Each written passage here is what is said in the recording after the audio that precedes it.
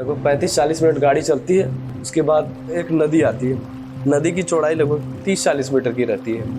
वो गांव टाइप का था इलाका, चारों तरफ पहाड़ ही पहाड़ थे। और वहाँ पे जब गाड़ी रुकती है तो वहाँ पर 4-5 लोग पहले से ही खड़े थे। जैसे मैं उतरता हूँ वो मुझे उनको हैंड ओवर कर देते हैं।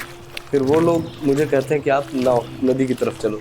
नदी की तरफ एक कोने पे एक नाव खड़ी थी, कहते हैं इसमें बैठ जाइए। मैं थोड़ा आनाकानी करता हूँ कि मैं नहीं जाऊँगा, मुझे नहीं जाना, मुझे छोड़ दो। उन्होंने बोला कि कोई ऑप्शन नहीं है, आगे बढ़ो, ये तो हम तुम्हें मारेंगे। फिर मैं नदी नाव पे बैठता हूँ, नाव पे उस तरफ जाता हूँ। जैसे ही ऊपर चढ़ता हूँ देखता हूँ कि वहाँ पे आर्मी का जैसे कोई कैंप हो।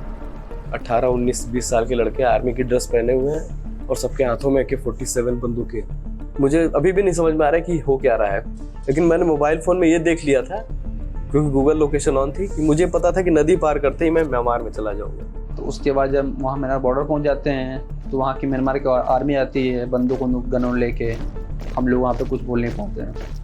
हमारा लगेज ले लेती है, मोबाइल ले लेती है और पासपोर्ट ले लेती है। और उन सारे जितने सब टैटू होती है उन लोगों को टैटू बनवा देते हैं। तो किसी के चेस्ट पे वहाँ के जो जनरल उनकी टैटू थी और म्यांमार का बैच लगा हुआ था।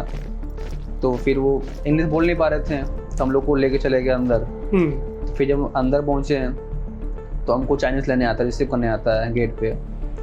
फिर हमको ले जाता है, वो खाना खिलाता है, बोलता आप रेस्ट करो, हम आपको 2 घंटे बाद लेने आते हैं। फिर शाम को कंपनी में इंटरव्यू कराने के लिए लेके जाता है। वहाँ पे इंटरव्यू का सीन कुछ ज़्यादा ही अच्छा होता है। मेरे से पूछता है कि वही नॉर्मल क्वेश्चन पूछता है कि आप कहाँ रहते हो। मैंने बताया इंडिया से हूँ।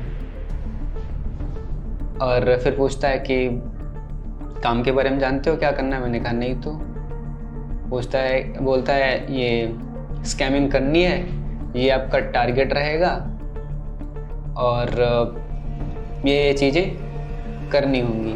मैंने कहा क्या यहाँ पे कोई ऑप्शन है दूसरा कि मैं मतलब अगर ना करना चाहूँ